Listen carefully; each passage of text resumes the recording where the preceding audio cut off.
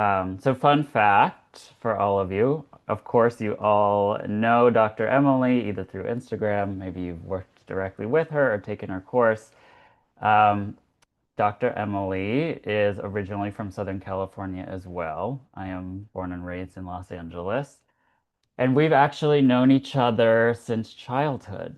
So our parents have been friends for decades. So even before Emily and I were both born, she's a few years older than I am.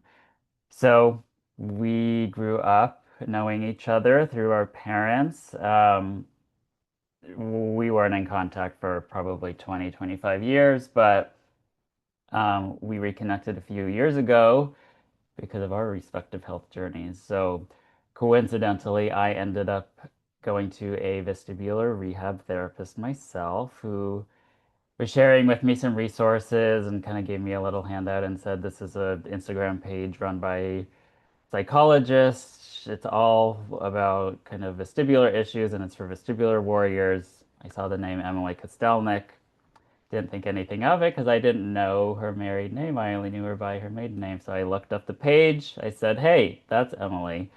So we reconnected. That was about 4 years ago. And we've been working together now for about 3 years with another sincere welcome to the landing. I've been thinking about creating this space for a long time. I really wanted to make something that's more accessible for this community beyond the one-on-one coaching work that I have been doing for about 3 years. A place where we can gather, where we can explore some very human themes together, themes that I'd wager all of us can relate to very well, things that other people, even the closest people in your lives, really may not understand unless they've lived it. So this is really intended to be a place for grounding, for some regulation, for a chance to kind of just find your breath, find some space in your day, unwind a little.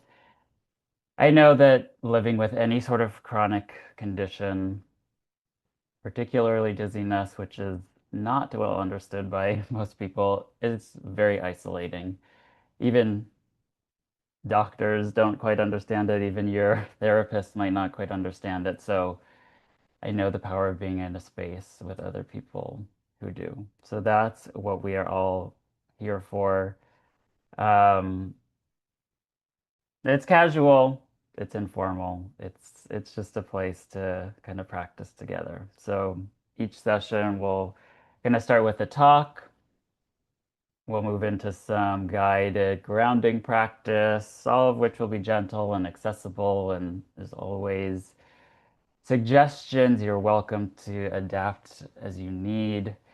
Then we'll have time for Q&A, sharing kind of whatever feels right. So just a note when it comes to Q&A and shares in general, this isn't therapy or medical advice. I have to say that, of course. So we can just kind of keep it to nervous system mindset, the themes we're exploring here rather than medical questions, partially because I'm not a doctor, but also because this space can be a reprieve from all that. I'm sure that it already takes up quite a bit of space and energy, so let's let the landing be a little bit more opening of a space. So, gave a little bit of my intro and how I know Dr. Emily, but a little more about me. And we won't go through this every session, but just since this is the first time most of us are meeting, I've been behind the curtain, of course, when it comes to Rooted. I'm a vestibular wellness coach, which means I'm a personal coach specifically working with the vestibular community and with people living with chronic conditions more broadly. Um, and in early 2020, I sustained a traumatic brain injury. I had left a long-term finance job in New York City. I had gone to Southeast Asia on a one-way ticket. I quit. I didn't have much of a plan. I was just really feeling the call to explore something new, to figure out what I actually cared about, get out of the craziness of New York City, get more into my body.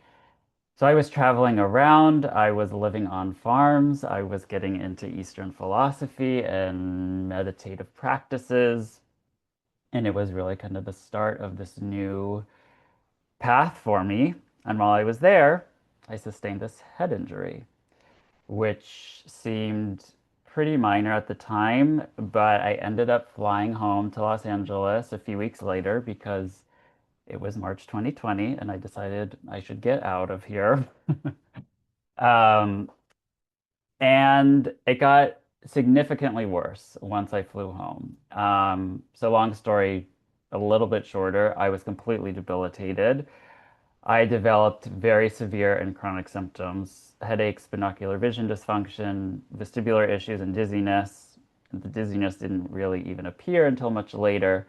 So, for the last 6 years, like many of you, my life has been completely transformed. It's been very organized around recovery. There's no aspect of my life that has been unchanged by my experiences. And I sort of joke that I was already sort of on this path, this spiritual exploration, getting into Buddhism, and then bam, the universe said, "Hey, you want a spiritual experience? Here you go. Drink from the fire hose. Here is this life-altering injury, and you can really put the stuff into practice." So, yeah, I say that a bit jokingly, a bit tongue-in-cheek, you know. Was it a coincidence? Was it serendipitous? The jury is out, but right. The experience has been the very, very deep work of learning to relate to myself, to my body, to self-compassion, to being a human inside a really, really hard experience, which I'm sure all of you can relate to. So it all informs everything I do in my work as a coach, in kind of the practices that we'll be exploring here. It's all my curriculum as well. So nothing is theoretical. Nothing is theoretical for me. It's all real for me too. So, right, so much of what we go through with chronic physical conditions, symptoms is not just physical. Of course, we all know that. Our minds can become incredibly knotted and anxious and fearful, and those things show up in the body too. Of course, the knotting, tension, bracing, physical manifestations of fear that are very real, very felt. So let's actually take a moment here just to find ourselves, to locate our bodies wherever you are, if you're seated, if you're lying down. Notice where you're connected to the surfaces beneath you, if that's a chair or a sofa, the floor, a bed. Just feel some points of contact. If it's comfortable to close your eyes, you're welcome to do that. If it's more comfortable to keep them open, keep them open. Notice if you're holding your breath.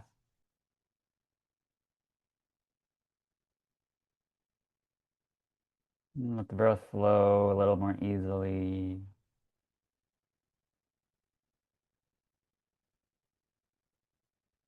Maybe give yourself a little brush on the arms or a little taps just to remind yourself that you're here, that you have a body.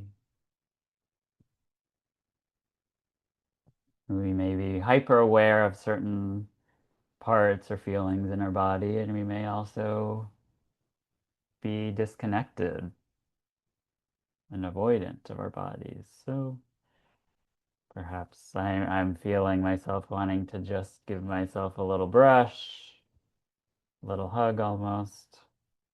If there's anything that feels natural and right for you, leaning into that.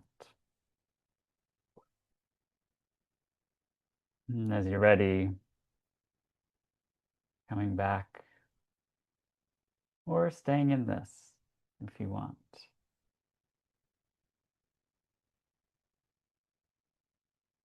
So, we'll start today with kind of the experience or the theme that all of us deal with, that every single one of my clients comes to me with, that I, of course, myself deal with. And that is that our minds can become these very, very unwelcome places. The mind never stops. It's constantly anticipating, constantly ruminating. When am I going to feel that sensation again? What will happen if I move my body this way? What happens if I eat this? What happens if I leave the house? What happens if I get dizzy when I'm away from home? What if, what if, what if? And it's endless anticipation and predicting. And of course, that rumination gets locked into the body too. We can be constantly checking, scanning. Is there something going on? Is there a sensation? We might be dwelling on the past instead of the future. We might be thinking constantly about our life before our conditions started or before our symptoms really got worse. There are just these endless ways that the mind keeps working, keeps looking for answers, trying to predict, trying to solve, trying to get some sense of control. We all want control in the face of what are very unpredictable conditions, unpredictable sensations in the body, unpredictable changes to our capacities and what we can tolerate navigating day-to-day life. And it makes sense. This is what brains do. This is how our brains are meant to work. They assess, they scan the environment, they learn patterns, they predict, they look out for danger. Our brains are meant to keep us safe and keep us alive, not to keep us happy. And when we are living with the conditions that we live with, we can get to a point where everything becomes threatening. Everything is dangerous. So we are constantly scanning. We are constantly scared of what we might feel in our own bodies. And it's the brain doing what it does, but kind of ratcheted up to an 11. And it's exhausting. We all know that. It's exhausting, it's scary, and we get stuck in this hamster wheel because worrying gives us a sense of control. That's how rumination works. We wouldn't really be doing it otherwise. Thinking about this thing that scares me feels like I'm doing something about it. And it's not real control, it's just the illusion of control, but it's very addictive. And there's, of course, the pragmatic, practical preparation for things. I'm going to go out and do this activity or event. Am I fed? Am I hydrated? Do I have my toolkit, meds, supplements, whatever is helpful for me? There's practical preparation, but that's not the same as the rumination and the worrying. So, what happens if we're not worrying? I'm not suggesting that stopping rumination is as simple as deciding not to think. Of course, it's not. Um, but worrying is doing something for us. So what does it feel like, even for a moment, to not check the body, to not think about an hour from now or 2 hours from now, or when I have to go to the grocery store? What comes up for you in considering, even just for 5 minutes, not thinking or not worrying? Feel free, if there's anything that's coming up for you, to drop it in the chat or raise your hand if you want to share out loud. It feels freeing to not think, peaceful. Hmm. Anyone else? Is there anything that comes up if you consider kind of not checking for symptoms, let's say for a day? It feels strange and vulnerable. There's something foreign, there's something unfamiliar, exposing about it, vulnerable. Yeah, I think it can feel out of control. It can feel dangerous. Something bad might happen if I take my attention off of this thing that worries me. I was walking the other day. I was on a walk and my mind was just totally consumed by something that's been consuming me for months. I'm going over the same thing. I'm playing out the same scenarios. It was a beautiful day, gorgeous outside. I'm in LA. And I just, my attention was so like in my head, out of reality, and it hit me. Why am I doing this? Why am I still going over the same thing? What would it be like for like 2 minutes to not do that, to just be here? And the honest answer was it wouldn't feel good. It would feel wrong in some way. It would feel scary. Like there's this problem I need to solve, and I keep thinking about it, thinking I'm going to solve it, and it can't be solved by thinking. And that's kind of what's going on when it comes to our symptoms. We try to think our way out of it. We try to think our way into a different reality. And it can even get to this stage where our nervous systems are just so tethered to worrying, to fear, to the state of tension and anticipation that to actually not feel that is also scary. There's also like some void there. It's vulnerable. Like, is something going to happen? And some of you may have had this experience before. I've heard it from clients, I've had it myself, where you might actually notice, I actually feel physically okay right now. I haven't been thinking about how I feel, I haven't been worrying.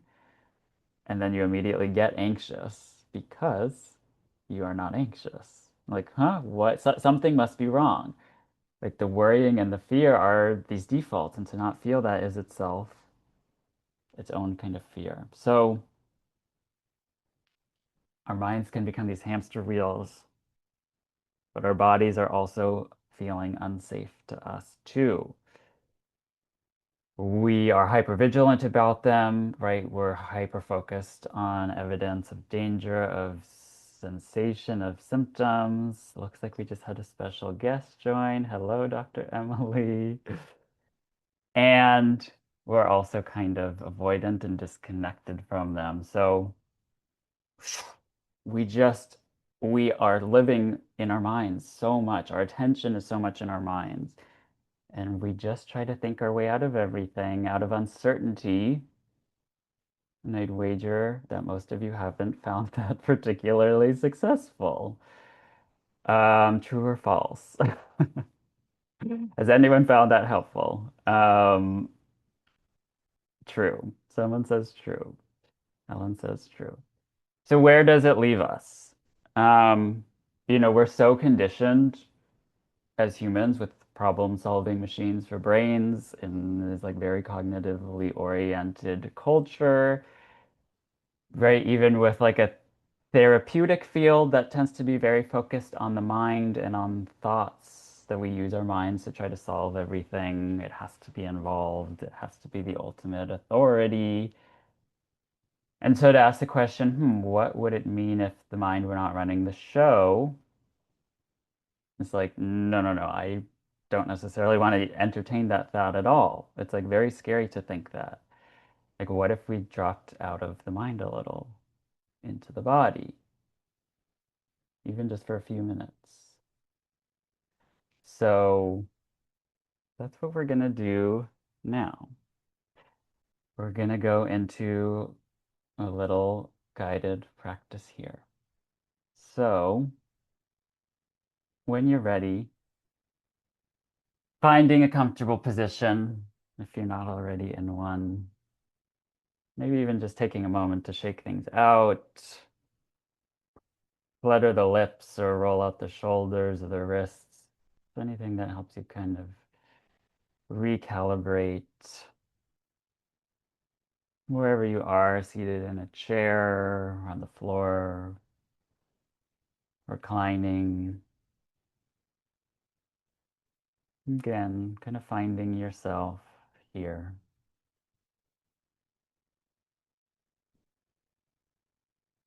Again, if it's comfortable, you can close your eyes.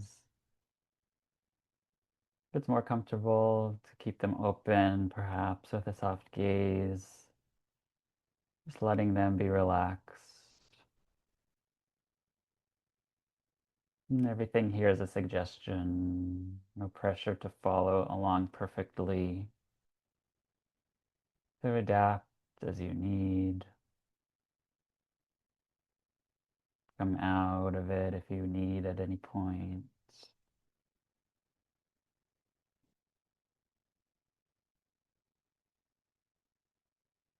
Wherever you're seated or laying, starting to bring awareness to the contact between your body and the surfaces that support you.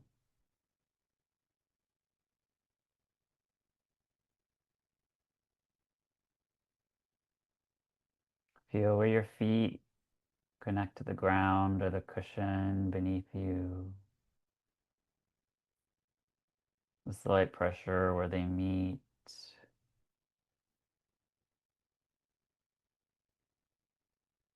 You might even press down a bit through your feet.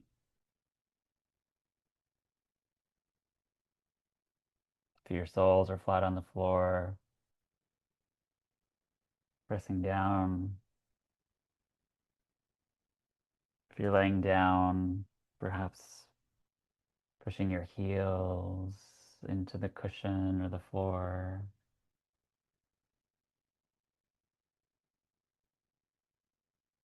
Feeling that contraction of the leg muscles, that sturdiness.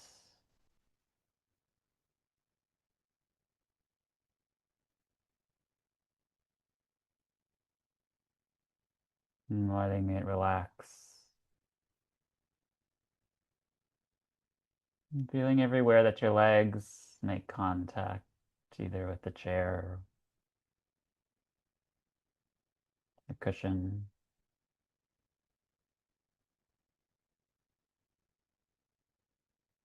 the backs of your thighs, your seat.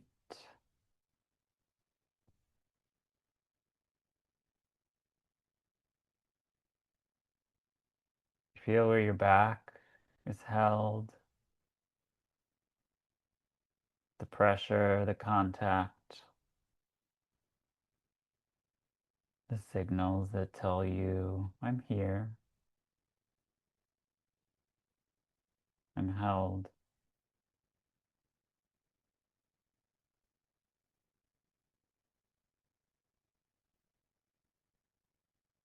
Feeling that you can release a little further,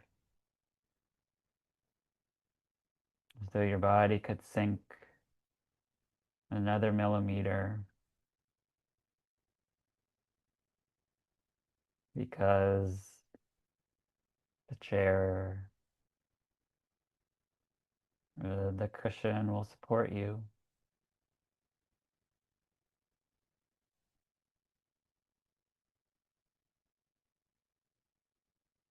Noticing if there's anywhere in your body that's still holding on a little bit or bracing.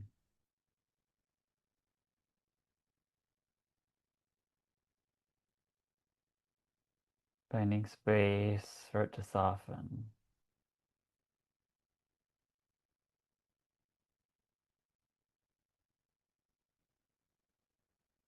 Letting your forehead and the corners of your eyes relax.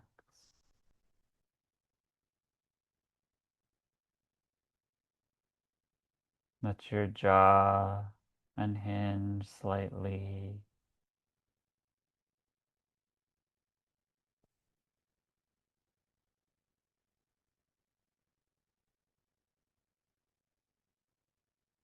Let your shoulders unwind, melt down.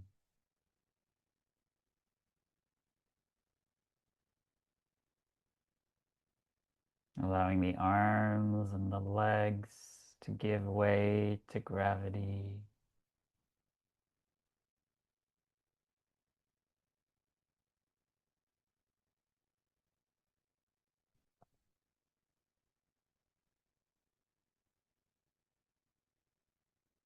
Notice your breath. Notice where it's landing in the body.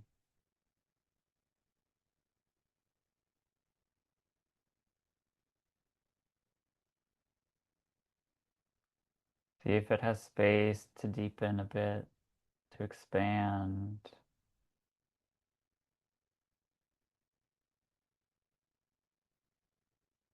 No need to force it or labor or follow any particular rhythm, but finding some ease with it.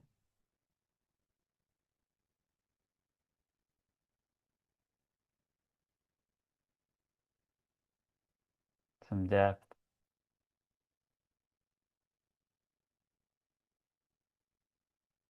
Maybe the exhales can start to lengthen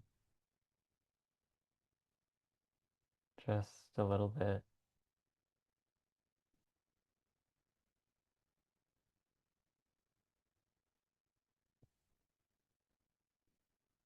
And perhaps your mind is drifting. Perhaps it's checking on particular sensations in the body.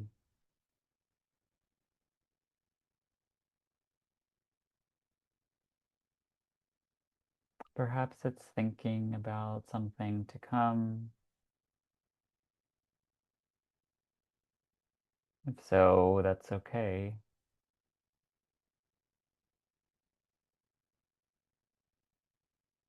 Just bring your attention back to the feeling where your body makes contact with something firm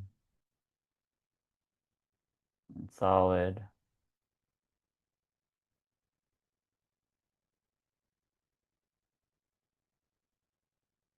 Your reminder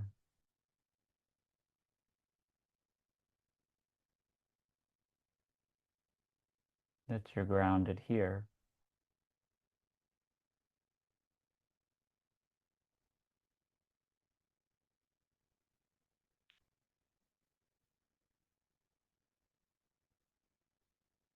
Notice where you can find a little more space in the body.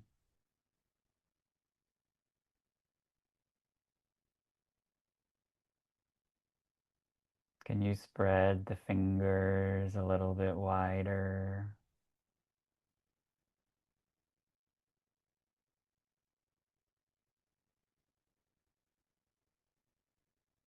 Do the arms themselves want to stretch out a little bit more?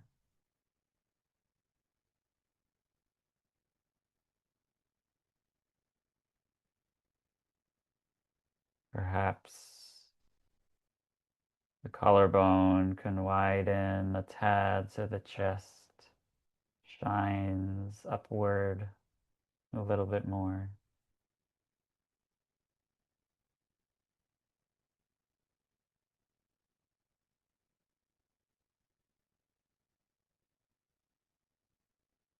Maybe even the toes can find a little more space between them.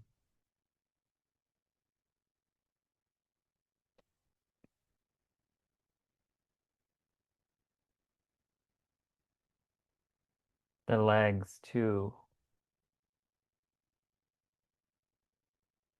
Perhaps they extend a little further out.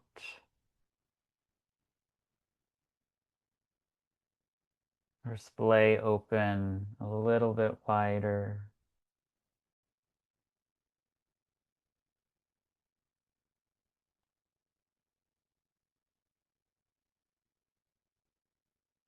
So often our bodies take protective postures,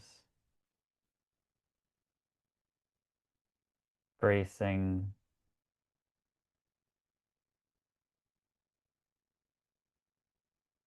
curling inward,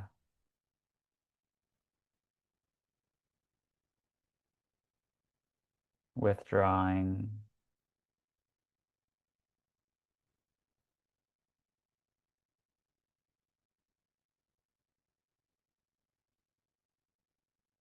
To allow your posture here to counterbalance that,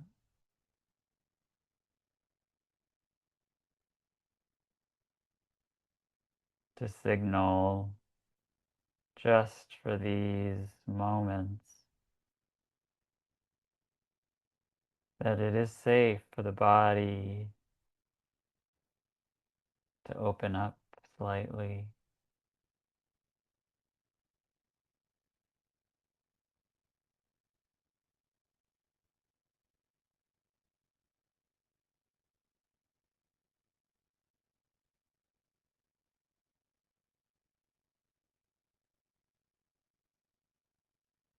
You may even begin to imagine roots or a string extending down from your legs through your feet,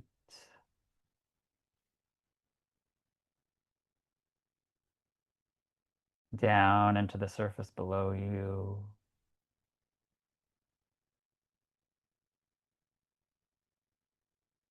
down into the earth,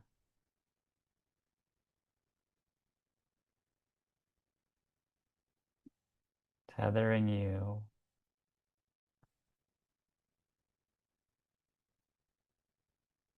grounding you.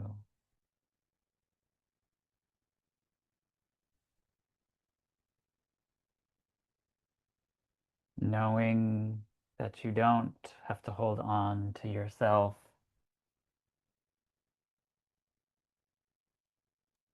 You don't have to brace and keep yourself held because you are already being held by the earth,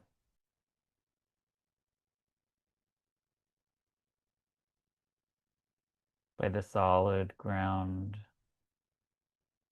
beneath you.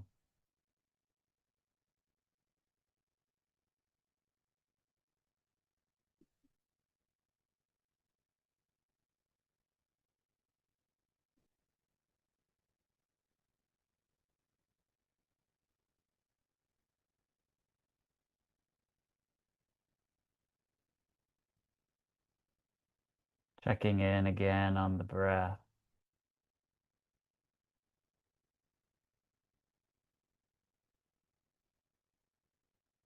If it's shortened or tightened at all, giving it the space to flow a little bit more.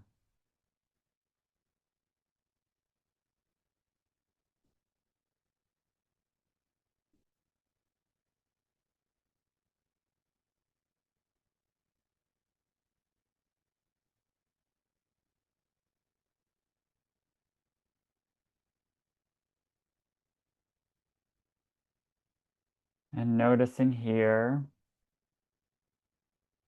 if there is anything that the body is wanting to do.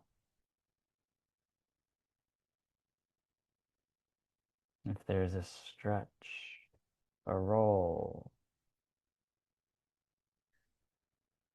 a sigh,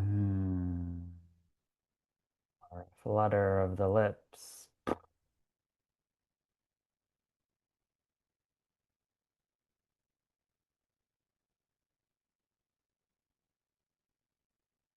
Just letting yourself explore that a little bit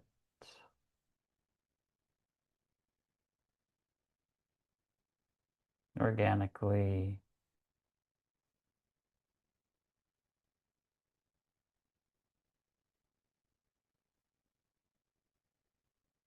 You may not be used to listening to the body in this way, or being able to tune in to cues like that.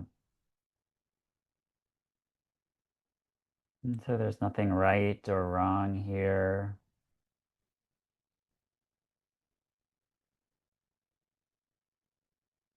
There's just curiosity,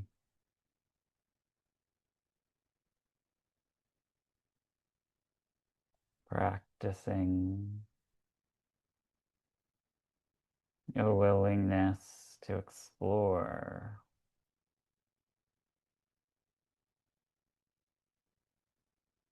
And you have the benefit, most of you, of having your cameras off. So letting it really be a chance to move,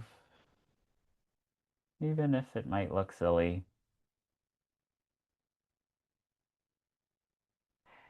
And you may prefer to stay still, and that is totally fine too.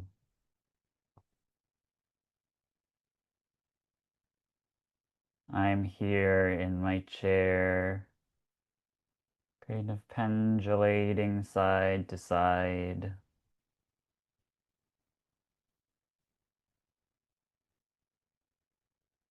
It's just what's wanting to happen for me.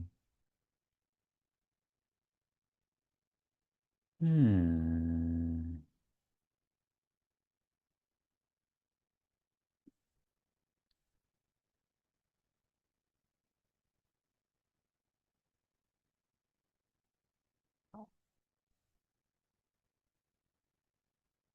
And so, wherever you are, coming back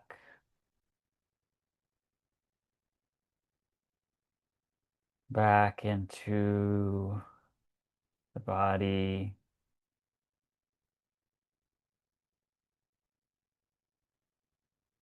bringing a little movement perhaps into the fingers and toes, wiggling.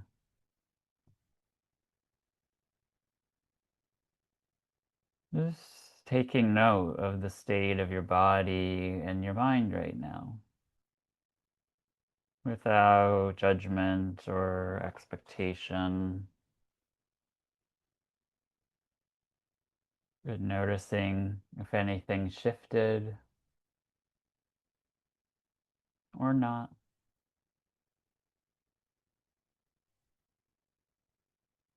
Noticing what it's like to come into your body in this gentle way.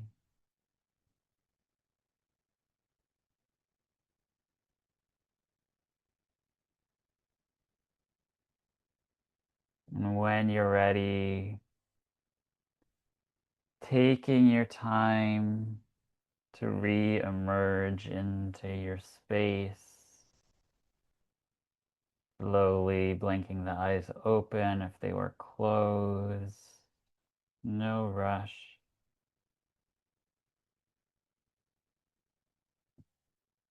Taking in your surroundings, gently, slowly looking around the room.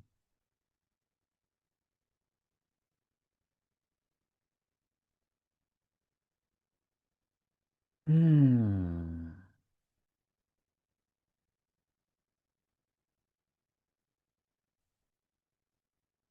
And even staying in this space for just a few more moments. We can be so quick to rush back into the next activity.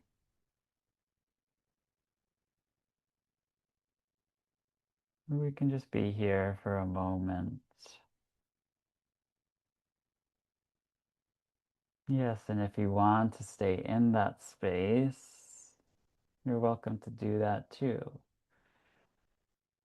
There is something that can happen when we are in a space, in a container, together, in a group, one-on-one, a kind of shift in the nervous system that can happen that can be quite different than even doing relaxation or meditation or any sort of grounding practice on our own, which may be quite relaxing, but there's something that happens when we're communing with each other, a kind of regulation that is really powerful. Um, and it's two ways. It works for me as well. It's not just the person on the other end of me. Um, it's a very kind of mutual experience. That even just kind of hearing about sensations in the body, hearing certain words, hearing talk about the experience of a vestibular disorder can bring on that anxiety, those physical sensations. And here was an example of a practice where we are practicing engaging with what's going on in the body and the mind in sort of a different way than we might typically do. We might try to think it through. Or we might not really have a whole lot of tools at our disposal yet that feel supportive, that feel regulating. So good. I'm so glad to hear that. Um, Someone says, I don't want to move and anxiety is lightening up, which is rare for me. Good. I'm so glad. All right. Well, I think we will close it out here. Thank you again, everyone. I'm really looking forward to continuing. Feel free to contact me directly if there's, any questions you want to ask, if there's anything else you want to explore. My email is Michael at rootedbehavioraleducation.com, which I just put in the chat. So yeah, I'll see everyone in 2 weeks. See if you can kind of take anything with you, even just for the next hour. How can you kind of maintain some of this relaxation a little bit? Um, so I will hopefully see you in 2 weeks and enjoy the rest of your day. Bye.